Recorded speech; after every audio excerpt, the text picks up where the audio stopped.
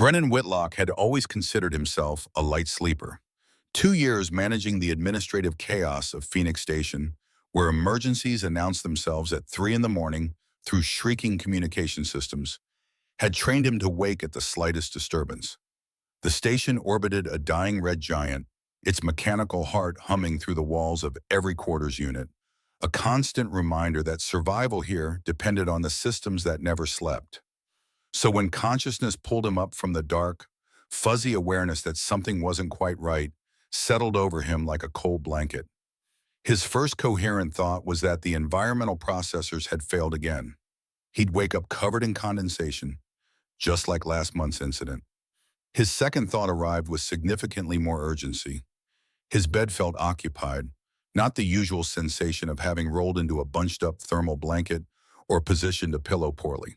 This was specific, undeniable. The weight of another person depressing the mattress beside him, close enough that he could feel residual body heat radiating through the standard issue sheets.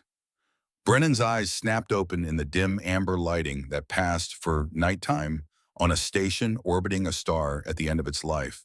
What he found staring back at him stopped his heart mid-beat. A woman lay beside him watching. Not sleeping, not drowsy, not even pretending unconsciousness. Just watching with the kind of focused attention usually reserved for predators evaluating prey or scientists observing particularly interesting bacterial cultures. Her face was perhaps 6 inches from his, pale enough that the low light seemed to make her skin luminescent, framed by black hair that spilled across his pillow like an ink stain spreading through bladder. The angular features would have been striking under any circumstances, beautiful in a way that seemed deliberately designed to be memorable. But it was the ears that made his already racing heart kick into territory usually reserved for hull breach alarms. Long, elegantly pointed, absolutely not human. For approximately 3 seconds, Brennan's brain stuttered through several potential responses. Scream, activate the emergency beacon built into his bedside console, roll off the bed and sprint for the door, possibly die of shock right there and save everyone the trouble. What emerged from his mouth was a strangled sound somewhere between a yelp and a wheeze. The woman, to her credit, didn't move. She simply continued watching him with eyes that reflected the amber light in a way human eyes definitely shouldn't.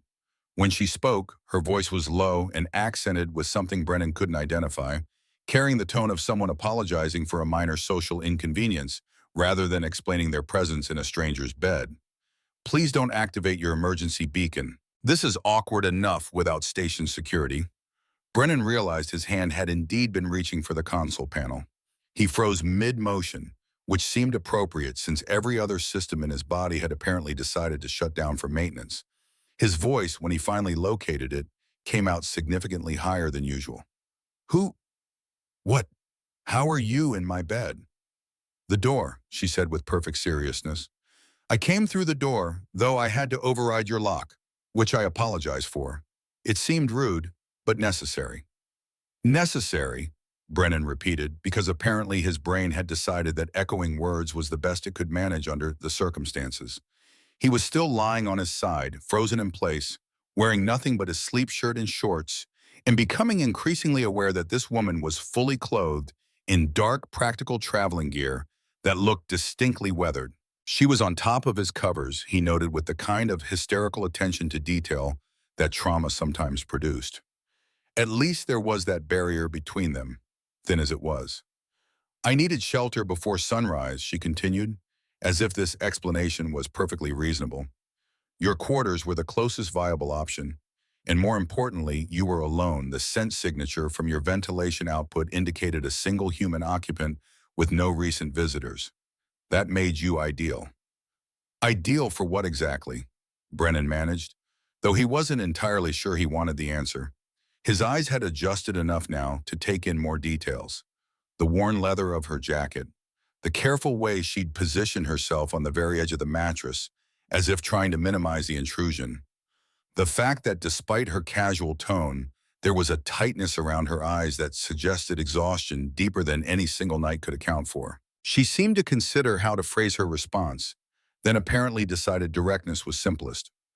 I'm a vampire. The station's day cycle is about to begin, and I needed somewhere dark and secure to spend it. Your quarters fit both requirements, and your human scent would mask my presence from anyone tracking me. I promise I mean you no harm. I simply need to stay until nightfall, and then I'll disappear from your life completely. You'll never see me again." Brennan blinked several times. His brain was attempting to process multiple impossibilities simultaneously and failing at each one. "Vampire," he said slowly, testing the word. "You're telling me you're a vampire?" "Yes, like the old Earth legends. Blood-drinking, sunlight-averse, undead creatures of the night." She paused, and a slight edge of irritation crept into her voice. "The photosensitivity is quite real, as are the dietary restrictions, though undead is biologically inaccurate and frankly offensive. We're an evolved divergence, not supernatural entities. But yes, those legends were based on my people." "Right," Brennan heard himself say. "Sure, that makes perfect sense. There's a vampire in my bed because vampires are real, and you needed to avoid sunlight on a space station orbiting a red giant where the sunlight is literally artificial and controlled by timer algorithms that I personally helped optimize last quarter. The photon spectrum is close enough to natural starlight that the effect is the same," she said, as if discussing weather patterns. "And I did mention people are tracking me, which is why I couldn't simply rent my own quarters or seek official asylum.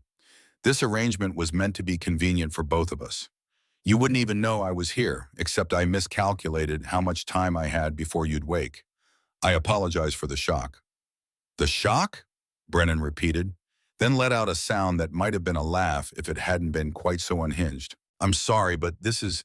I wake up and there's an alien vampire woman in my bed, apologizing for startling me like she showed up early for a scheduled appointment. Do you understand how absolutely insane this is?" Something that might have been amusement flickered across her face. "I did at least lock the door behind me after breaking in. I'm not a barbarian."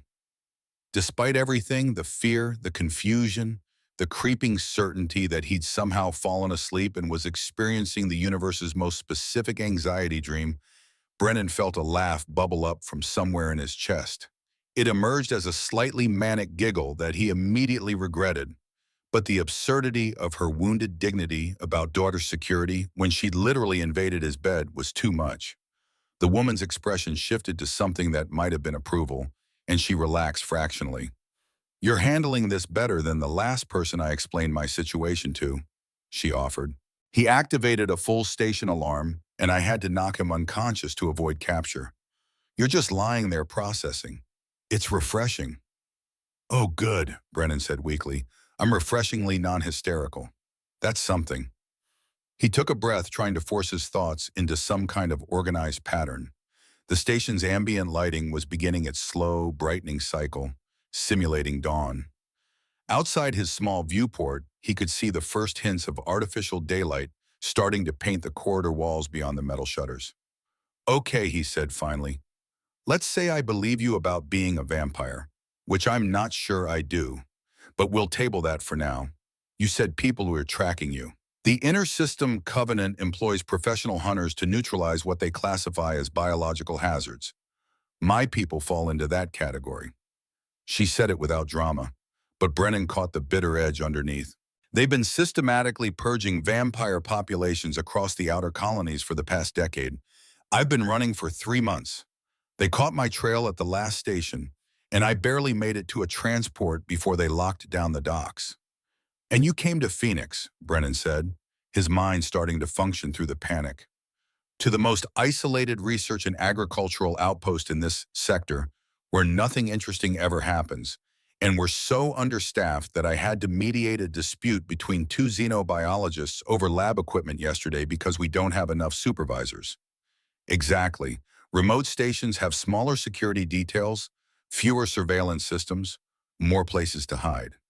She shifted slightly, and Brandon tensed, but she was just adjusting her position to something that looked marginally less uncomfortable. "I've stayed alive this long by going where they don't expect me to go. I tracked your scent through the residential ventilation network, confirmed you lived alone, verified your sleep cycle through thermal imaging, and overrode your lock using a security bypass I acquired 3 stations ago. The whole process took less than 4 minutes.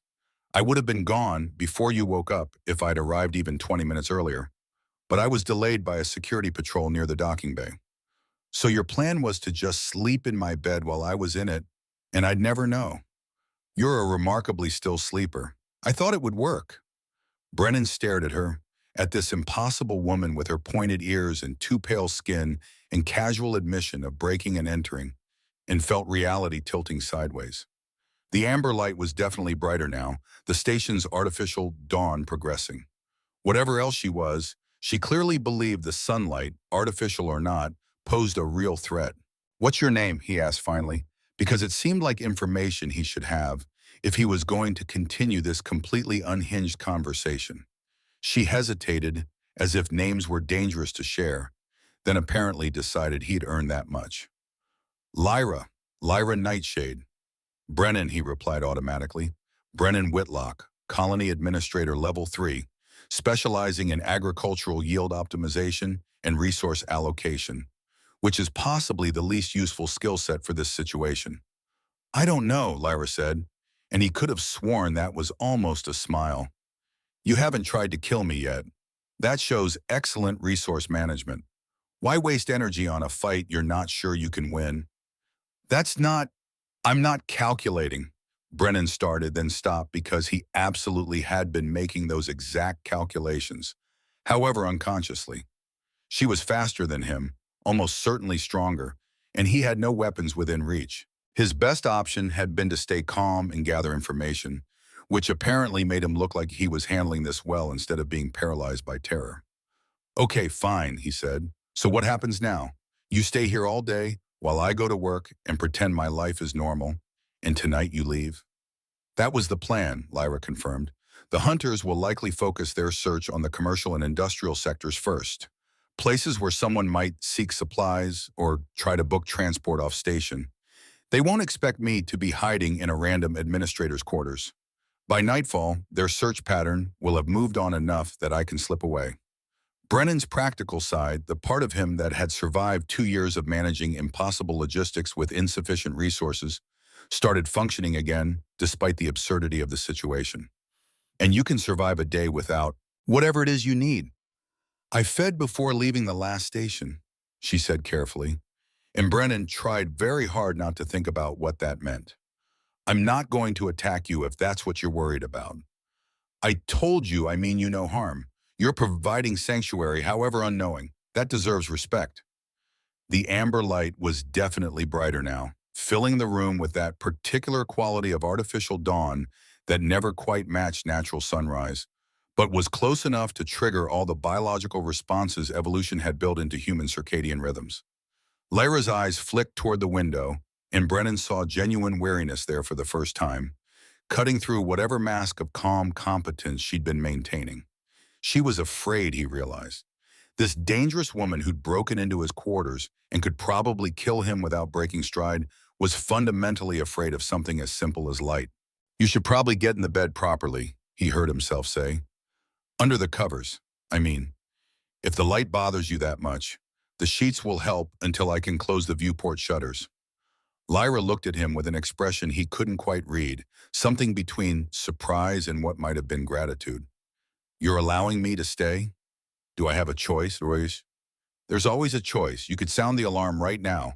I'd be gone before security arrived, but I'd have to leave the station immediately. In daylight. She paused. It would be inconvenient. Inconvenient, Brennan repeated, catching her earlier euphemism. He took a breath, made a decision that was probably catastrophically stupid, and rolled out of bed with as much dignity as he could manage while wearing wrinkled sleep clothes. Fine, you can have the bed for today. I have a shift in 2 hours anyway, and I was going to get up soon. Just stay quiet, don't touch anything, and for the love of whatever you people believe in, be gone by the time I get back tonight. He moved to the viewport and closed the metal shutters, plunging the room into deeper darkness. When he turned back, Lyra had slipped under the covers with a speed that seemed impossible, settling into his pillow with visible relief. She watched him from the shadows, and her voice when she spoke was quieter than before. Thank you. Brennan nodded, not trusting his voice, and fled to his tiny bathroom to try and process the fact that he'd just agreed to let a fugitive alien vampire sleep in his bed while he went to work. As he stood under the shower spray, letting the recycled water sluice over him in the station's standard 2-minute allocation, he decided this was either the beginning of a very strange story he'd tell at parties someday, or the beginning of his career's spectacular implosion. Possibly both. When he emerged, dressed in his standard gray administrative uniform, Lyra's eyes were already closed. Her breathing had evened out into something that looked like genuine sleep, though who knew with vampires? She looked surprisingly peaceful despite everything, almost innocent, except for those distinctive pointed ears and the predatory grace that lingered even in unconsciousness. Brennan gathered his datapad and work materials as quietly as possible, paused at the door, looked back one more time at the impossible woman in his bed, shook his head at his own idiocy, and left for what promised to be the most distracted workday of his entire life. The commissary was serving its usual morning fare, which meant nutrition paste in 3 nearly identical flavors, and synthetic coffee that tasted like someone had reverse-engineered the concept of caffeine from a poorly written description. Brennan sat across from Dr. Vivienne Hartwell, the station's lead xenobiologist, and the closest thing he had to a friend on this isolated rock, and tried very hard to look like someone who hadn't woken up to find a vampire in his bed. He was failing spectacularly. "Brennan, you still with us?"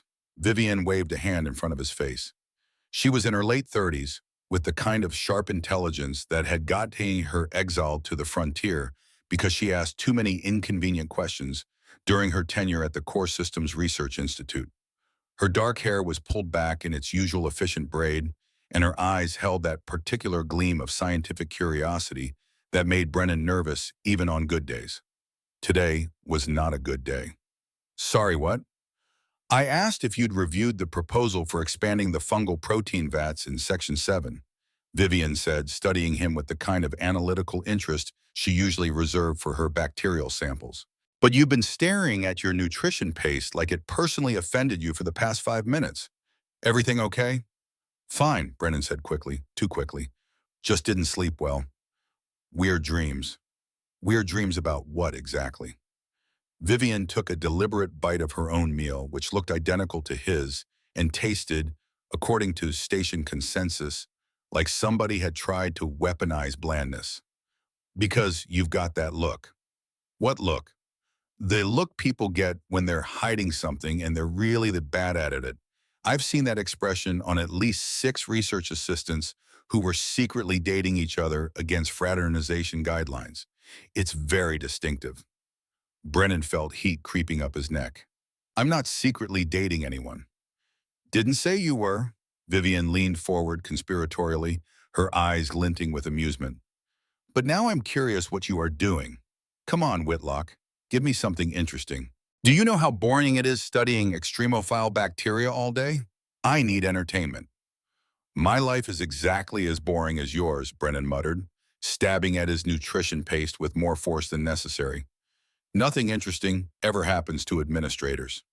"Right, which is why you've checked your personal comm 3 times in the last minute and keep looking at the security feed display like it's about to announce the end of the world." Brennan's eyes flicked involuntarily toward the wall-mounted display showing the station's public security feeds, cycling through various corridors and common areas. He'd been hyper-aware of it all morning, watching for any sign of unusual activity, any indication that Covenant hunters were sweeping through residential sectors, any hint that his monumentally stupid decision to harbor a fugitive was about to explode in his face. So far, nothing. Just the usual traffic of people going about their mundane business, blissfully unaware that somewhere in the residential wing, an alien vampire was napping in an administrator's bed like it was the most natural thing in the universe. "Just tired," he said again. But Vivian was still watching him with that analytical expression. Before she could push further, her own comm chimed with an incoming message. She glanced at it, and her eyebrows shot up. "Huh, that's interesting." "What?" Brennan asked, trying to sound casual and definitely failing. "Security memo. Apparently they're doing random quarters inspections in the residential sectors today. Something about verifying life support integrity after that condensation incident last month." She looked up at him. "You had that problem in your unit, right? The one where you woke up feeling like you'd slept in a swamp? Brennan's heart, which had been maintaining an elevated rhythm all morning, kicked into overdrive. They're doing inspections today? Starting this afternoon, according to this. Why, you got something to hide? Vivian grinned. Contraband? Unauthorized pets? A secret hydroponic marijuana operation? No, Brennan said, standing up so abruptly that his tray clattered against the table. Nothing. I just remembered I have a work thing that I need to do right now. Vivian's grin faded into concern. Brennan, seriously, are you okay? You are acting really weird. I'm fine. Everything's fine. I just need to go check on some resource allocations before the afternoon briefing, he said, already backing away from the table. I'll catch up with you later. He didn't wait for her response, just turned and headed for the commissary exit with what he hoped looked like purposeful efficiency rather than barely controlled panic. The moment he was in the corridor, he pulled out his personal comm and tried to figure out how exactly one warned a vampire about an impending security inspection without leaving a digital trail that would implicate him later. He couldn't call his own quarters. Too obvious. Couldn't send a text message. Definitely too obvious. Couldn't go back to his unit during work hours without raising questions about why an administrator suddenly needed to visit his quarters in the middle of his shift. Could he? Brennan changed direction, heading toward the residential wing while his mind raced through increasingly desperate scenarios. Maybe he could claim he felt sick, except he'd just told Vivian he was fine and she'd definitely notice if he suddenly developed symptoms severe enough to leave work. Maybe he could trigger a false alarm somewhere that would distract security, except that would probably result in more security presence, not less, and potentially get him fired for criminal negligence. Maybe he could just let it happen, let security find Lyra, wash his hands of the whole mess, claim he'd had no idea she was there, except she'd mentioned knocking the last person unconscious to avoid capture. And Brennan had vivid mental images of his neighbors getting hurt because he'd panicked and done nothing. He was halfway to his quarters, still with no plan, when his comm buzzed with a priority message. His supervisor, Director Morrison, wanted to see him immediately for an urgent matter regarding station resource allocation, which was code for something went wrong and I need you to fix it before I have to report it to the council. Brennan stood in the corridor, torn between two catastrophes, and made a decision that felt simultaneously rational and completely insane. He pulled up his comms interface, navigated to his quarters' environmental controls, and remotely triggered the emergency ventilation override. It would flood his unit with a harmless but pungent chemical smell that safety protocols required be investigated immediately, which would buy him maybe an hour before anyone actually entered his quarters. It was a terrible plan. It would raise questions. It would probably result in maintenance fees, but it was the best he could manage while standing in a hallway having a minor breakdown. He sent the command, took a breath, and headed toward Director Morrison's office to deal with whatever administrative disaster awaited him there, hoping that somewhere in the residential wing, alarms would quietly alert maintenance to a ventilation issue in Unit 347, and with luck, Lyra would wake up, realize something was wrong, and have the sense to hide or escape or do whatever vampires did when their sanctuary was compromised. With luck, Brennan wouldn't end his career in spectacular fashion before the day was over. Director Morrison's crisis turned out to involve a discrepancy in the protein synthesis reports that somehow suggested they'd produce 300 kilograms more fungal matter than physically possible, which meant either someone had made a data entry error or they'd achieved miraculous efficiency that violated thermodynamics.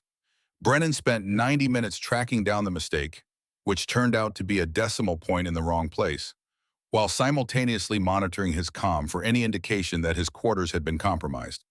No alerts, no security pings, no messages from maintenance about finding an unconscious inspector and a missing vampire.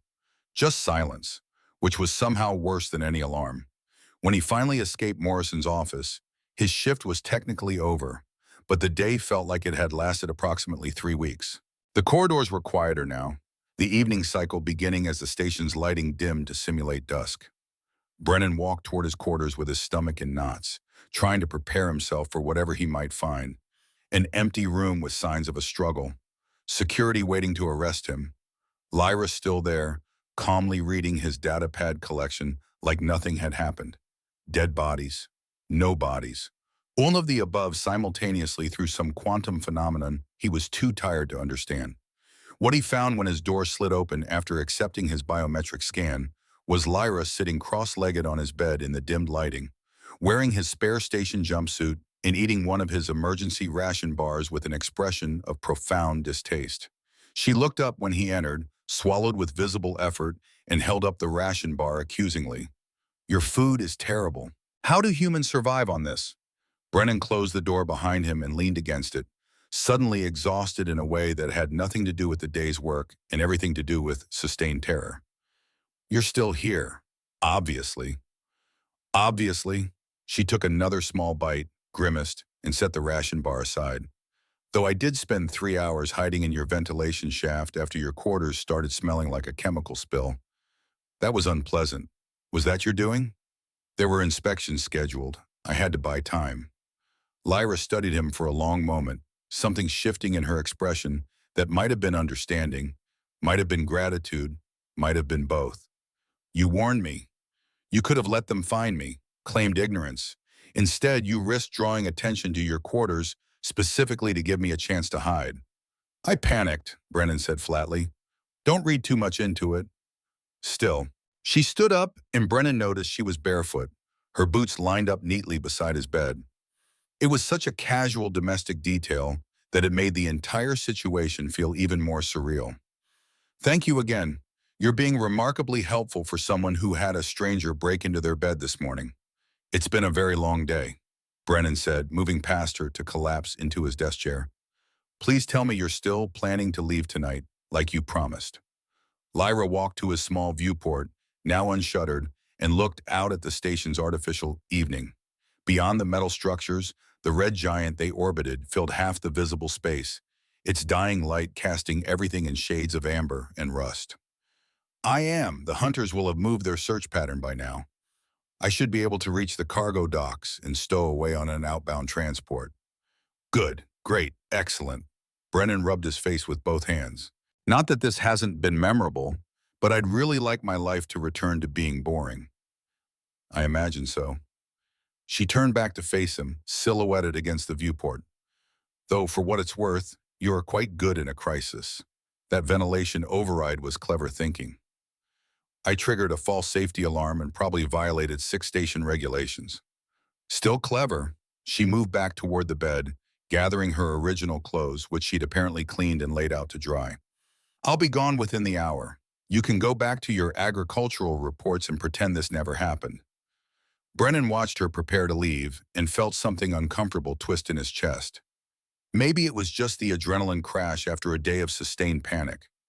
Maybe it was the realization that this strange, dangerous woman had trusted him to keep her safe while she was completely vulnerable. Maybe it was the fact that he'd spent his entire shift worried about her fate and was now watching her prepare to walk back into danger. "The hunters," he heard himself say. "Are they still on the station?" Lyra paused in pulling on her jacket. "Most likely, they're thorough, but they'll be focused on outbound traffic now, expecting me to run. If I'm careful, I can avoid them." If, she agreed, meeting his eyes, "but I've been avoiding them for 3 months. I'm good at this." Brennan thought about security patterns, about the way Covenant hunters would have undoubtedly locked down cargo docks and transport bays, about how someone fleeing in darkness would stand out precisely because they were trying so hard not to be seen. He thought about finding her in his bed this morning, terrified despite her calm facade. "I just know that letting you walk out of here tonight feels wrong, and I've already committed several violations of station policy today. So what's a few more?" Lyra studied him with those unsettling pale eyes, and Brennan couldn't read her expression at all. The silence stretched between them, filled with the ambient hum of the station's life support and the distant sounds of other people living their uncomplicated lives in adjacent quarters. Finally, she spoke, her voice quieter than before. "Why are you doing this?" "I have no idea," Brennan admitted, "but apparently I'm the kind of person who lets fugitive vampires sleep in his bed now, so I'm just embracing it." The silence stretched longer this time, and Brennan watched emotions play across Lyra's face too quickly for him to identify. Then slowly she smiled. Just slightly, but it transformed her entire expression from predatory caution to something almost vulnerable. You're either very brave or very foolish. So definitely the second one, short Brennan said, wondering what exactly he just committed himself to. We should probably figure out sleeping arrangement is. I'll take the couch tonight. You can have the bed properly this time. That seems fair, Lyra agreed, settling back onto his mattress with visible relief. Though your couch looks uncomfortable. It is, but I've made a lot of bad decisions today. What's one more? She laughed at that, a genuine sound that made her seem suddenly younger. Less like a dangerous predator and more like someone who'd been running scared for too long. Brennan grabbed a spare blanket from his storage compartment and tried to arrange himself on his deeply inadequate couch while Lyra made herself comfortable in his bed. This was insane. This was career suicide. This was going to end badly in ways he probably couldn't even imagine yet. But somehow, listening to Lyra's breathing even out as she fell asleep, Brennan felt like he'd made the right choice, even if he had no idea what he was going to do tomorrow. The couch was without question the most uncomfortable piece of furniture he'd ever encountered. But as he finally drifted towards sleep, one thought kept circling through his exhausted mind. For the first time in 2 years, something in his life actually mattered. The couch was an instrument of torture disguised as furniture. By the fourth night, Brennan had developed an intimate relationship with each individual spring, learned which angles produced optimal pressure points for inducing numbness in his left leg, and seriously considered filing a complaint with whatever contractor had supplied Phoenix Station with what could only charitably be called seating. His lower back had begun staging what felt like an organized rebellion. Every morning brought new aches, new twinges, new reminders that 32 was apparently the age when sleeping on inadequate surfaces became a form of voluntary self-harm. "You're making that face again," Lyra observed from the doorway to his bedroom. She'd emerged for her nightly waking routine, which apparently involved stealing his coffee ration and making pointed observations about human fragility. What face? The face people make when they're reconsidering life choices. She moved to a small kitchenette and began preparing coffee with the practiced efficiency of someone who'd been doing it for several days. "You've been shifting positions every 4 minutes for the past hour. I've been counting." "Why are you counting how often I move?" "Entertainment purposes. I finished reading your Adventure Hollow novels. The one about space pirates discovering ancient alien technology was particularly disappointing. The technology was just a bigger gun." She handed him coffee, somehow prepared exactly the way he preferred despite him never having specified. "You have terrible taste in literature." "That was a gift from my ex-fiancée," Brennan muttered, accepting the cup gratefully. "I kept it out of spite." "That explains everything." Lyra perched on his desk chair, bare feet tucked beneath her. "The couch is destroying your spine. You know this, correct?" "I'm managing." "You walked into the bathroom doorframe this morning because you couldn't turn your neck." He had no response to that, mostly because it was true. Instead, he sipped his coffee and tried not to think about how this had become normal. Lyra emerging each evening to critique his life choices. The two of them falling into patterns that felt disturbingly domestic. The way she'd started anticipating his routines, adjusting her own to maximize their time talking while minimizing risk of discovery. 4 days since he'd woken to find her watching him. 4 days of living with constant awareness that this arrangement was temporary, that discovery meant disaster, that every knock on the door could be the end of everything. "The bed is large enough for 2 adults, Lyra said carefully, watching him over her own coffee cup. "This martyrdom serves no purpose except giving you permanent skeletal damage." "I'm fine where I am." "You're clearly not fine. You're developing a visible lean to the left side." "That's just my posture." "Brennan." She set down her cup, her expression shifting to something more serious. "I've been sleeping beside you for 4 days while you're unconscious at work. If I intended you harm, I've had every opportunity. You can stop treating me like a threat that requires physical distance." He knew she was right, knew that the couch arrangement was more about maintaining some illusion of propriety than actual safety, knew that his back genuinely couldn't sustain many more nights of torture. "Let me think about it," he said finally, which they both understood meant he'd probably give in by the end of the evening. They'd fallen into this pattern over the past few days. Brennan sleeping while Lyra worked during his shifts, then emerging each evening to fill his quarters with conversation, complaints about his book collection, and an increasingly comfortable presence. The hunters were still on the station. Brennan had confirmed that through careful monitoring of security channels and Vivian's unwitting intelligence gathering. She'd mentioned yesterday that Covenant officials were interviewing station personnel about unusual activity, which had sent Brennan into a brief panic spiral that Lyra found highly entertaining. "You turned an interesting shade of pale," she'd said. "Very distinctive, like yogurt left in sunlight. That's not a thing that happens. It happened to you. I watched it occur." Now, sitting in his quarters with evening deepening toward night, Brennan found himself actually relaxing for the first time all day. There was something about Lyra's presence that felt oddly stabilizing, despite the constant background awareness that they were living on borrowed time.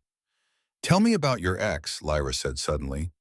"The one with terrible taste in holonovels." "Why, ma?" "Because you've been harboring a fugitive for 4 days, which suggests either profound stupidity or a history of questionable decisions. I'm curious about your pattern recognition abilities." Brennan laughed despite himself. "Both. Definitely both." "Fair assessment." She settled deeper into the chair. "But seriously, you live alone on the most isolated station in this sector. You work a job that's essentially optimized tedium, and your idea of excitement appears to be reorganizing agricultural schedules. That's someone hiding from something." "I'm not hiding. Everyone's hiding from something." Lyra's voice was gentle rather than challenging. "I'm hiding from people who want to kill me. You're hiding from whatever sent you to the literal edge of mapped space." Brennan stared into his coffee, debating how much to share. Finally, he spoke. "Her name was Amelia. We were engaged, had plans to work together on one of the core colony worlds, build a life in civilization where things actually happen and people have ambitions beyond surviving the next supply shipment. What happened? I wasn't ambitious enough. She wanted someone who'd climb ranks, make connections, become important. I wanted to do good work and go home at reasonable hours." He shrugged, trying for casual and probably failing. "She found someone more interesting.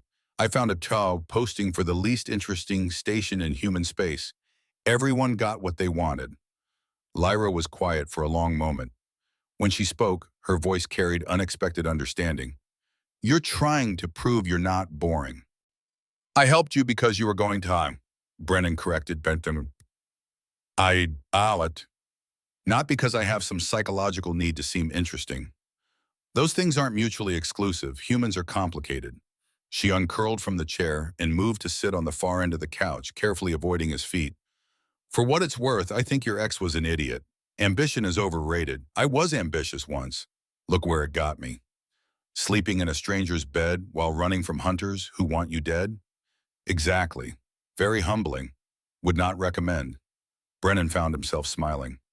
"What were you ambitious about?" "I was a teacher on Viridia Prime before the Covenant decided we were worth eliminating. Taught human children, actually. Literature and history. Tried to bridge cultural gaps. Proved that different species could coexist peacefully." Her voice carried an edge of bitterness now. "The Covenant arrived 3 years ago, classified our entire population as biological threats.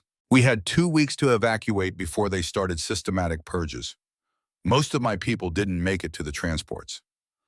The weight of that hung between them. Brennan felt suddenly ashamed of comparing his romantic failure to genocide. "I'm sorry. Not your fault. You're just one human on a station full of humans, trying to make fungal protein grow efficiently." She paused. "You didn't order the purges." "Still, that's horrifying." "Yes, which is why I need to leave soon." Lyra's expression grew more serious. "The hunters aren't going away. The longer I stay, the more danger I put you in. Eventually, they'll expand their search to quarters they've already cleared. When that happens, they'll find me. So we make sure they don't." "Brennan, be realistic." "I am being realistic," he interrupted. "Realistically, you walking out there right now is suicide. They're watching every exit. They've locked down transport. Your best chance is waiting them out. And if they don't leave, if they decide to do comprehensive biometric scans, they have authority under emergency protocols. Then we figure something out when it happens. But right now, tonight, you're safer here." Lyra studied him with an expression somewhere between frustration and gratitude. You're very stubborn for someone who claims to avoid confrontation. I'm discovering I'm full of contradictions. She stood, stretched with that inhuman grace, and moved toward the bedroom. At the doorway, she paused. The bed really is large enough for two people. I promise not to bite in your sleep. That's not as reassuring as you think it is coming from a vampire. Fair point, but I've had ample opportunity to hurt you. I haven't taken it. She smiled slightly. We're both adults. We can share sleeping space without making it weird. It's already weird. True, but it could be comfortably weird instead of whatever spinal damage you're currently courting. And she disappeared into the bedroom. Brennan sat on his torture device of a couch, weighing sensibility against the very real possibility of permanent back injury. Finally, after finishing his coffee and building up courage, he walked to the bedroom doorway. If this becomes uncomfortable, I'm going back to the couch. Noted, came Lyra's amused voice from the darkness. Now get in bed before you damage something important. Brennan climbed under the covers on the far side, maintaining what felt like reasonable distance. The mattress was infinitely more comfortable than the couch. His spine celebrated immediately. You're holding your breath, Lyra observed. No, I'm not. You absolutely are. Just breathe normally. There was humor in her voice. I can hear your heartbeat anyway, so the breathing isn't really the privacy invasion you're worried about. That's deeply unsettling. You'll adjust. Now sleep. Tomorrow you have to pretend everything's normal while I hide in your quarters. Despite everything, Brennan felt himself relaxing. He closed his eyes, listened to Lyra's steady breathing, and realized with some surprise that he felt safer sharing space with a vampire than he'd felt sleeping alone for 2 years. Lyra, thank you for not killing me. She laughed quietly. You're welcome. Thank you for not reporting me to people who want to kill me. Seemed like the decent thing to do. Very boring administrator of you. I'm beginning to think boring was inaccurate. I could have told you that days ago, Lyra murmured, already drifting toward sleep. No one boring lets strangers into their bed and then helps them evade hunters. Brennan wanted to argue, but exhaustion was pulling him under. He fell asleep faster than he had in weeks, and for the first time since Lyra's arrival, he didn't dream about security alarms or career-ending disasters. When he woke the next morning, Lyra had shifted closer during the night, one hand resting near his shoulder. She was deeply asleep, completely vulnerable, trusting him with a faith that should have terrified him. Instead, as he carefully extracted himself and prepared for work, Brennan felt like maybe he'd finally done something that mattered more than optimizing agricultural yields, even if it was definitely going to end badly eventually. The commissary felt different that morning, or maybe Brennan felt different. Vivian noticed immediately. You look better, she observed, less like death warmed over. Better sleep, Brennan said, which was technically true. Good, because I need to talk to you about something serious. Her expression shifted. The Covenant hunters aren't just doing routine sweeps. I've been tracking their patterns through station systems. They're being extremely thorough, more than standard protocols require. Brennan's improved mood evaporated. What do you mean? They're looking for someone specific. They've been accessing residential records, running analysis on ventilation systems, checking thermal logs. Vivian leaned forward. Brennan, they're going to find whoever they're looking for. It's just a matter of time. His heart hammered, but he forced calm. Why tell me this? Because you've been acting strange for days. If there's something going on, something you're involved in. She paused. I want to help, but I can't if I don't know what's happening. Brennan looked at his friend, at the genuine concern in her eyes, and felt the weight of carrying this alone. But dragging Vivian into it would make her complicit, put her at risk. I appreciate the concern, he said carefully, but there's nothing going on. Vivian studied him, clearly unconvinced. Before she could press further, a station-wide alert chimed. Commander Silas Ravencroft's voice filled the commissary, calm and authoritative. Attention all Phoenix Station personnel. As part of ongoing security protocols, we will be conducting comprehensive biometric scanning of all residential sectors beginning at 1600 hours today. This is mandatory. All personnel must be present in their quarters for scanning. Failure to comply will result in disciplinary action. The announcement ended. Around them, people muttered complaints about inconvenience. Brennan barely heard them. His mind was racing through calculations, through collapsing possibilities. Biometric scanning, comprehensive, mandatory. Lyra's body temperature was 2 degrees below human baseline. The scan would flag her immediately. Brennan? Vivian's voice cut through his panic. You just went completely white. He stood, trying to maintain control. I just remembered Morrison needed those reports. Have to go. He left before she could respond, before his expression could betray more, before the careful facade could crack completely. 6 hours. He had 6 hours to figure out how to hide a vampire from a scan that would detect her the moment it swept his quarters. Brennan pulled out his comm as he walked, trying to think of any solution. He couldn't warn Lyra digitally. Too obvious. Couldn't go to his quarters without raising suspicion. Couldn't think of any technical workaround. Unless an idea formed. Terrible, desperate, possibly their only chance. The maintenance levels, access tunnels networked through the station's infrastructure. Places where ambient heat from machinery might mask biosignatures. Where two people pressed close enough together might read as equipment malfunction rather than life forms. It was insane. It required Lyra to trust him completely. Required Brennan to abandon his post during work hours, which would raise immediate flags. But it was the only option that didn't end with both of them in custody. He triggered a message to Morrison claiming sudden illness. Headed toward residential through back corridors, avoiding cameras where possible. Reached his quarters and entered quickly. Lyra, we have a problem. She was already awake, standing with that predatory alertness that suggested she'd heard the announcement. Biometric scan. They'll detect you. I know. I have an idea. It's terrible, but it might work. Her eyes met his. I'm listening. Maintenance crawlspace in Section 14, behind the residential wing. Heat exchangers and power conduits create high ambient temperature. If we hide there during the scan, pressed close together, our combined heat signature might read as equipment rather than life forms. How long?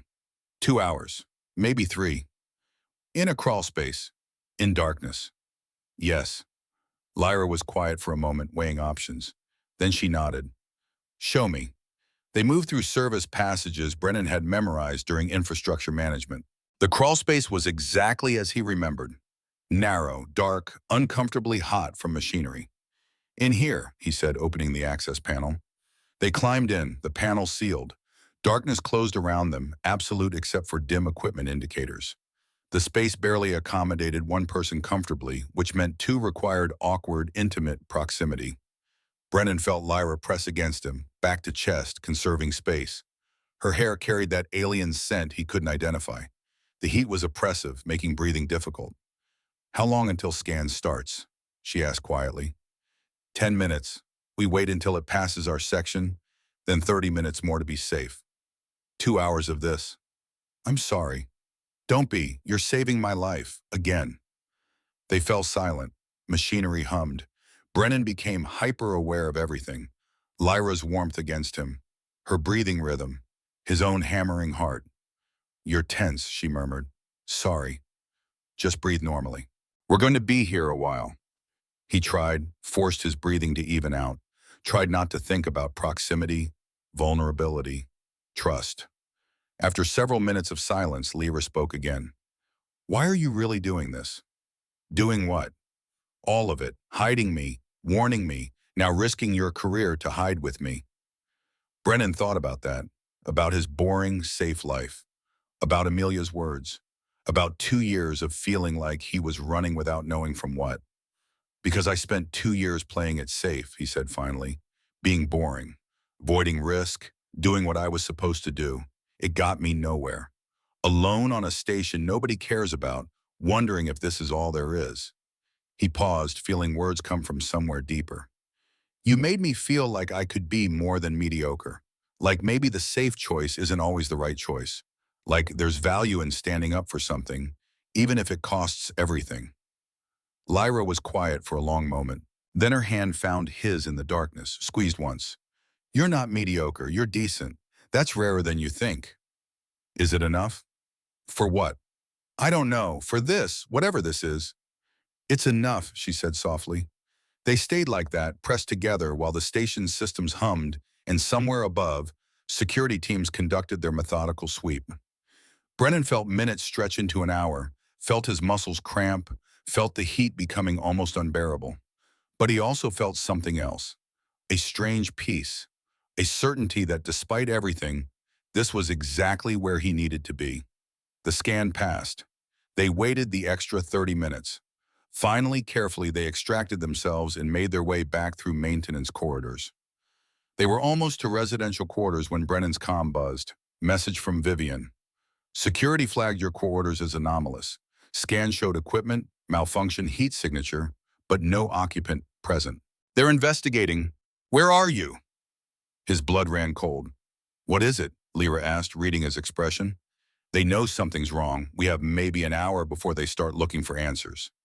They reached his quarters. The door opened. Inside, two figures waited. Commander Silas Ravencroft stood beside the desk, posture relaxed but eyes sharp. Beside him, a younger man in Covenant tactical gear watched with alert stillness.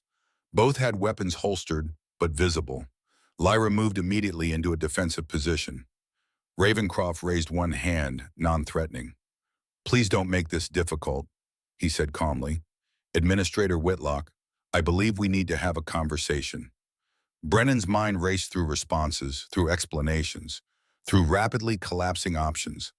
But his body moved on instinct, positioning himself beside Lyra rather than behind her. She's been here 6 days, he said, surprised by how steady his voice sounded. No incidents, no violence. She just needed somewhere safe. They always need somewhere safe, the younger hunter said, hand drifting toward his weapon. Until they don't. I could have killed him the first night, Lyra said sharply. Instead, I asked for sanctuary. He provided it. That deserves consideration. Ravencroft studied them both. The silence stretched, heavy with decisions being made. Finally, he spoke. Administrator Whitlock, you're harboring a classified biological threat. That carries minimum 5 years in detention facilities that make this station look luxurious. He paused. However, I'm prepared to offer you 5 minutes to convince me why I shouldn't arrest you both right now. Brennan looked at Lyra, at this woman who'd somehow become the most important thing in his carefully controlled life. Then he looked back at Ravencroft and made one more catastrophically stupid decision. 5 minutes, he said. Then let me tell you what actually happened here. Brennan had never considered himself particularly brave, but standing in his quarters facing two Covenant hunters, preparing to defend a fugitive vampire, apparently bravery was something that happened when you ran out of other options. Commander Silas Ravencroft stood with decades of military discipline in his posture. Perhaps 50, steel gray hair, military short, eyes that had seen enough ugliness to no longer be surprised by it. The weathered lines around his mouth suggested more frowning than smiling. Someone who'd made hard decisions and learned to live with them. The younger hunter, Agent Thaddeus Kane, was different. Late 20s, rigid posture of someone trying too hard to prove competence. His hand hovered near his weapon with nervous energy, trained thoroughly but lacking experience to know when force was actually necessary. Lyra remained in her defensive crouch, every line coiled for violence if needed. But Brennan noticed something in her eyes, not just fear, exhaustion, bone-deep weariness from 3 months of running, never feeling safe, always waiting for the moment survival became impossible. She'd been ready to die the moment they walked in and found hunters waiting. He refused to let that happen. 5 minutes, Brennan said, keeping his voice steady despite his hammering heart. You want to know why you shouldn't arrest us? Let me tell you what actually happened. Ravencroft gestured slightly, permission to continue. Kane's hand remained near his weapon. 6 days ago, I woke up to find Lyra in my bed. She'd broken into my quarters because she needed somewhere to hide from people hunting her. People like you. Brennan took a breath. My first instinct was to hit the emergency beacon. Report her. Let security handle it. Do exactly what every regulation said. But you didn't, Ravencroft observed. No, because she explained her situation, and I realized something. She wasn't threatening me. She was asking for help. Everything I'd been taught about being decent said when someone asked for help, You don't turn them in to be executed.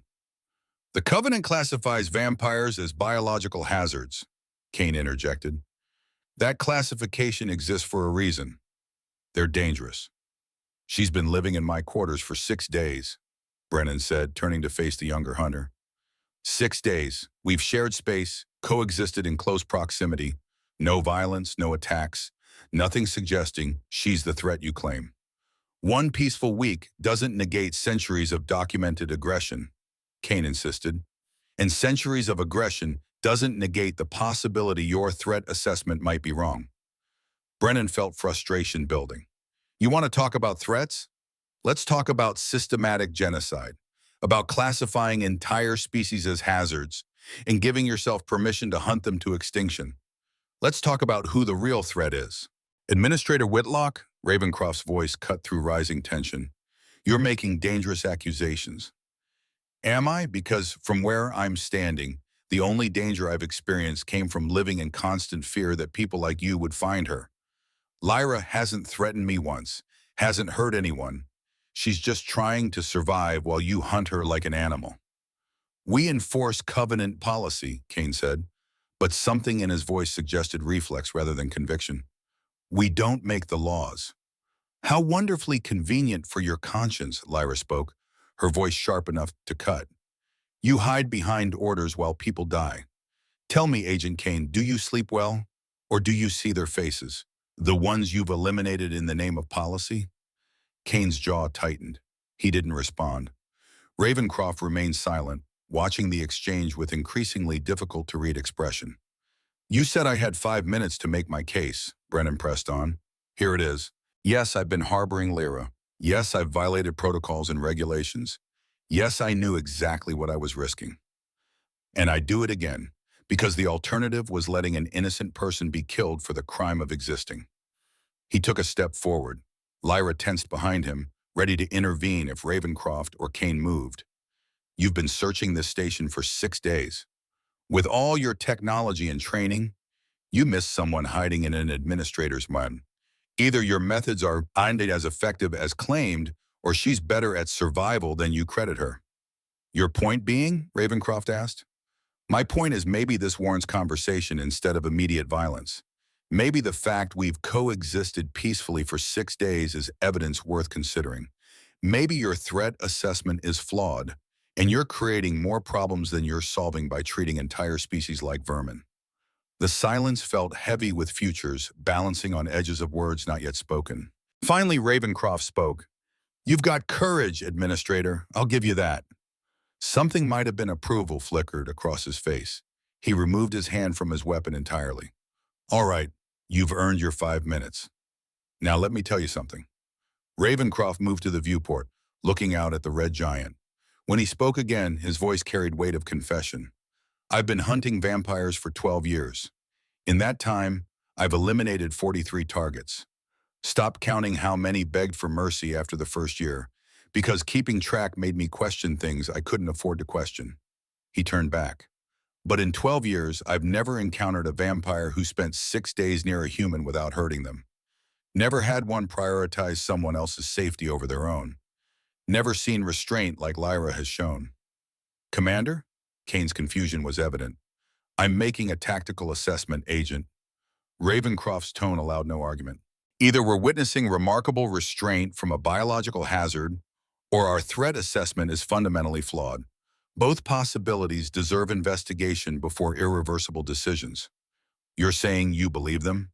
I'm saying I need more evidence before executing someone who's demonstrated peaceful coexistence. Ravencroft crossed his arms. Administrator Whitlock, you mentioned that Lyra was a teacher? On Viridia Prime, Lyra answered. I taught human children literature and history, tried to bridge cultural gaps, believed coexistence was possible. Bitterness crept into her voice. Then your covenant arrived and classified my entire academy as biological threat. We had 2 weeks to evacuate. Most of my students didn't make it before orbital bombardment began. Something passed across Ravencroft's face. Pain, recognition. How many students? 207. I counted every single one. The number hung like an accusation. Brennan saw Kane's expression shift. rigid certainty beginning to crack. "And you've been running ever since," Ravencroft said quietly. "3 months. Station to station, always one step ahead, until I got desperate enough to break into this man's quarters and trust he wouldn't betray me." Lyra's voice softened. "I was right. He's proven more decent than I had any right to expect." Ravencroft was quiet for a long moment. When he finally spoke, his words carried weight of a decision that would change everything. "I need to show you something." He pulled out a data pad, manipulated controls, and projected an image. A young woman, mid-20s, with Ravencroft's eyes and a smile suggesting she'd inherited none of his seriousness. Standing beside her, hand in hand, was a vampire man with distinctive pointed ears. "My daughter, Melissa," Ravencroft said, "and her husband, Kieran. They met on a diplomatic station 7 years ago. Fell in love despite every policy saying it was impossible. They were happy." His voice cracked. 3 years ago, hardline Covenant officials declared their marriage illegal under biological contamination laws. They were both executed as examples. Brennan felt air leave his lungs. Beside him, Lyra had gone completely still. "I've spent 3 years hunting vampires," Ravencroft continued, "telling myself I was enforcing necessary policy, protecting humanity. But the truth is I was trying to find meaning in her death, trying to convince myself that if vampires were truly dangerous, maybe the Covenant had been right to kill my daughter for loving one." He closed the projection. The image disappeared. "But I've never been able to make that math work. Because Kieran wasn't dangerous. He was a musician. He taught children. He made my daughter laugh. And the Covenant killed him anyway, and her with him, because their existence together violated someone's idea of acceptable biology." "Commander Ravencroft," Kane started, but the older man held up a hand. "I brought you here, Agent Kane, because I needed a witness. Someone to verify I followed proper protocols investigating reported vampire presence on Phoenix Station." Ravencroft's expression was unreadable. "What I found was no evidence of biological threat, just an administrator with anomalous work patterns and a tendency toward poor sleeping arrangements. The target we were hunting appears to have escaped on an outbound transport during our initial sweep." Case closed. Understanding dawned slowly. Brennan felt his heart hammering for entirely different reasons. "You're letting us go." "I'm closing a case due to lack of evidence," Ravencroft corrected. "What happens after isn't my concern. Though I'd suggest your guests find somewhere less predictable to hide. We won't be the last hunters the Covenant sends, and the next ones might be less interested in nuance." "Commander, this violates direct protocols," Kane protested, voice strained. "We have positive identification, evidence of harboring, everything needed for arrests. Are you questioning my tactical assessment, Agent? I'm questioning whether you are compromised by personal history. The correct answer is no, sir. I trust your judgment." Ravencroft's voice carried steel. "Try again." Kane looked between his commander, Brennan, and Lyra. Something worked behind his eyes, internal debate. But before he could respond, he spoke words Brennan hadn't expected. "My wife was a vampire." The statement fell into the room like a stone into still water. Everyone turned to look at Kane. "Her name was Elena." His voice was quiet now, different from the rigid certainty he'd displayed before. "We met during diplomatic assignment. She was liaison officer for her colony. I was Covenant security." He paused. "We knew it was impossible. Knew the regulations. Did it anyway." "Okay, Kane, Kane." Ravencroft's voice held warning.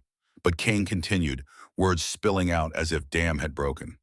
3 years ago, hardliners caught us. Said she'd contaminated a human officer. Said I was compromised beyond redemption. They gave me a choice." His hands were shaking now. "Join the Hunter program, prove my loyalty by eliminating vampires, or be executed alongside her for treason." "You chose wrong," Lyra said softly. "Not accusation, but observation. I chose survival. Watched them kill her. Told myself it meant something. That if I proved vampires were threats, her death would have purpose." Kane's voice broke. "But watching you two, the way you've coexisted, the way he defended you, Elena would hate what I've become." He looked at Lyra directly. She'd want me to prove coexistence works, not that genocide was justified. Then don't be the person she'd hate, Lyra said. Be the person she'd recognize. Kane nodded slowly, turned to Ravencroft. No, sir. I don't question your judgment. I think we've been wrong about a lot of things. Ravencroft studied his junior agent for a long moment, then nodded. Noted. Report will reflect target escape during initial sweep. Both of you will sign off on it. Yes, sir. Good. Then our work here is done. Ravencroft moved toward the door, paused to look back at Brendan. For the record, Administrator Whitlock, you're either incredibly brave or incredibly stupid. Possibly both. But that speech about creating threats versus preventing them, going in my report, maybe someone up the chain will read it and think, probably not, but maybe. He and Kane left. The door slid shut with a soft hiss, leaving Brennan and Lyra alone in sudden ringing silence. That, Lyra said carefully, was unexpected. Brennan's legs gave out. He sat hard on his bed, adrenaline crash hitting like physical force. I thought we were dead, completely certain. We almost were. Lyra moved away from her defensive position, tension bleeding from her posture. But you defended me. Knew what it would take, did it anyway. Of course I did. You're not just some fugitive I'm harboring. You're someone who trusted me when you had no reason to. Someone who's made terrible coffee jokes and judged my holonovels and somehow made my boring life mean something. I wasn't going to just let them take you. Lyra sat beside him, close enough their shoulders touched. Neither spoke for a long moment. The station hummed around them, indifferent to the small miracle that had just occurred. I still need to leave, Lyra said finally. Ravencroft was right. Other hunters will come. I know. Brennan did know, but the reality felt heavy in his chest. Where will you go? There are communities, safe routes. I'll figure it out. She turned to look at him. I always do. Right, of course. He tried to sound supportive, failed. Well, it's been memorable. Brennan, I'm fine. You should probably leave soon while Ravencroft's report is fresh. Brennan, look at me. He did, found Lyra watching him with expression he'd never seen before. Vulnerable, uncertain, maybe a little sad. Thank you, she said quietly. For everything, for not screaming when you found me, for warning me, for hiding with me, for defending me to hunters who could have killed us both, for being someone who proved humans and vampires can share space without tragedy. She took his hand. You changed something for me. Made me believe maybe there's still hope for coexistence. That's not nothing. It's not enough, Brennan said. You're still leaving, still running. For now, but maybe someday that changes. Maybe someday someone reads Ravencroft's report and actually thinks about what it means. She smiled, because someone on a boring station decided I was worth defending. They sat like that for a while, hands clasped, neither ready to acknowledge this was goodbye. Lyra left 3 hours later, after finishing his coffee rations and making one last disparaging comment about his holonovels. She slipped out during night cycle, moving through shadows with practiced ease. Brennan watched from his viewport until she disappeared into the station's mechanical depths. He went to bed alone. The mattress felt too large, the quarters too quiet. Sleep came eventually, though it took longer. The next day brought hollow routine. Work felt superficial. Vivian, had noticed, offered silent support without questions. The day after was the same, and the day after that. 3 weeks passed. Brennan fell back into old patterns, managing yields and mediating disputes, and trying to convince himself 6 days with a fugitive vampire hadn't fundamentally altered who he was. He was failing at the convincing part. Everything felt wrong without her. The coffee tasted worse. The holonovel seemed even more terrible. Normal felt unbearable. He was reviewing protein synthesis reports when his door chimed. Unexpected visitors were rare. He opened the door expecting Vivian or Morrison. Instead, he found Lyra. She wore new clothes, less worn. An official badge clipped to her jacket marked her as authorized personnel. Her hair was pulled back professionally, but her eyes were the same. Hi, she said. You came back, Brennan said, brain forgetting complex sentences. The Covenant decided I was more useful as a liaison than target. Something about demonstrating successful coexistence as evidence for policy reform. She shrugged, but relief showed underneath. They're assigning me to work with colony stations on integration protocols. First posting is here. Here, you're staying. If that's acceptable. I understand if you prefer I've found other quarters. Brennan pulled her inside, closed the door before anyone could see his ridiculous smile. The bed's available, properly this time. Lyra smiled, transforming her face. I was hoping you'd say that, though I'm still judging your holonovels. I'd be disappointed if you didn't. They stood there looking at each other like people who'd found something unexpected and were still figuring out what to do with it. Welcome home, Brennan said. Thank you. Now let's discuss your coffee situation. It's still terrible. Some things never change. Thank goodness for that. They moved deeper into the quarters together, falling into comfortable argument. And somewhere in the distance, Phoenix Station hummed its endless song, indifferent to the small miracle happening in Unit 347. 6 months later, Brennan stood in what had been a cargo bay and was now something entirely different.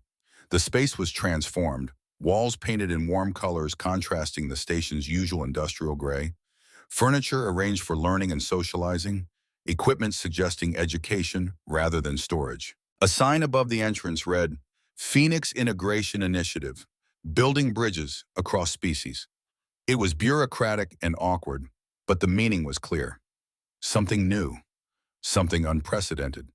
The first official program facilitating peaceful coexistence between humans and vampires, built on foundation of one administrator's catastrophically stupid decision. Lyra stood at the room's front, addressing a mixed group of station personnel and newly arrived vampire refugees. She wore professional attire, carried herself with confidence of someone no longer running, no longer hiding. But Brennan could still see traces of the woman who'd broken into his bed 6 months ago. The wariness around her eyes, the way she positioned herself near exits, the habit of cataloging threats even in situations that should feel safe. Some scars took longer to heal. The goal of this program, Lyra was saying, is not assimilation, not asking either species to pretend to be something they're not. It's about learning to see each other as people rather than threats, about building understanding through shared experience. Brennan watched from the back, nominally there as administrative oversight, but really just there to support her. They'd fallen into patterns over 6 months, working together during evening hours. Lyra teaching cultural courses while Brennan handled logistics, both sleeping in the same bed because somewhere along the way, separate arrangements had stopped making sense. They hadn't defined what they were to each other. Colleagues seemed inadequate. Friends felt incomplete. Something more felt presumptuous. But whatever they were, it worked. After the session ended, after participants filed out with expressions of hope and skepticism, Lyra found him waiting by the door. How was it? She asked. Great, though maybe ease up on observations about human coloration. But humans do have interesting pigmentation variations. There's scientific observation, and then there's telling an engineer from Texas he has distinctive complexion. Lyra laughed. Fair point. I'll work on diplomacy. They walked together through quarters, nodding to people they passed. Some returned greeting warmly. Others were less friendly, still uncomfortable with vampire presence, still convinced Covenant policy had been right, and this integration initiative was dangerous experimentation. Change was slow, minds were slower, but they were trying. Vivian asked me something today, Brennan said as they approached residential quarters. What? Whether we were together, like together. I didn't know what to tell her. Lyra was quiet for a moment. What did you want to tell her? I don't know. What are we? Two people who met under absurd circumstances and somehow became important to each other? She looked at him. Does it need more specific definition? Probably not, though eventually someone will ask formally. Then when that happens, we'll figure out an answer. Lyra reached for his hand, gesture that had become natural. But right now I think we're just people who chose each other when we didn't have to. That seems like enough. It did seem like enough, more than enough. They reached his quarters, door accepting both biometric signatures now. Inside, the space had evolved to accommodate two people's possessions, routines, lives gradually intertwining. Lyra's books mixed with his holonovels. her clothes hanging beside his, both coffee preferences programmed into the machine after months of argument. Home. It had become home for both of them. Commander Ravencroft sent a message today, Lyra mentioned as they settled in.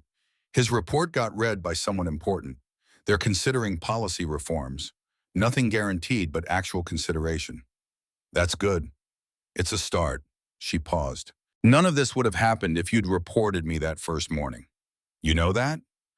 If you'd done the sensible thing, I'd be dead and nothing would have changed. I know. So thank you for being catastrophically stupid, for letting a stranger into your bed, for defending me when you had every reason not to. Brennan pulled her closer. You're welcome. Thank you for breaking into my quarters and making my life interesting. Still judging your holo novels? I've accepted it. They sat together as artificial evening deepened. Outside, the red giant continued its slow dying. Inside Unit 347, two people who should never have met, who should never have survived, simply existed together. And somehow that was everything. Brennan had spent 2 years trying to figure out what his life meant, what purpose he served. He'd never found an answer that satisfied. But lying there with Lyra reading beside him, both comfortable in silence that no longer felt empty, he thought maybe purpose wasn't something you found. Maybe it was something that found you when you were brave enough, or stupid enough to do the right thing even when it cost everything. He'd helped one person. Just one. A fugitive vampire who'd broken into his bed. And that one choice had changed both their lives, started a program that might change hundreds more, put into motion something that might eventually change the policies that allow genocide. One person, one choice, one catastrophically stupid decision to be decent. Maybe that was enough. The station hummed around them. The red giant burned. And in the small miracle of Unit 347, two people from different worlds built something that resembled peace, resembled home, resembled hope, where boring administrators could become heroes simply by refusing to look away, where different didn't have to mean dangerous, where sanctuary could be found in unexpected places, where home was whatever you built with the person who chose to stay. And somewhere in the cargo bay transformed into a classroom, 47 vampire refugees, most of them children orphaned by purges, were learning that maybe, just maybe, the universe still had room for second chances, for new beginnings built on ashes of old endings, for futures where the data chip Lyra had carried for 3 months, with its list of 200 names, represented not targets to be eliminated but lives to be saved, for proof that one decent human and one desperate vampire could build something worth more than survival. They could build hope, and hope, as it turned out, was contagious.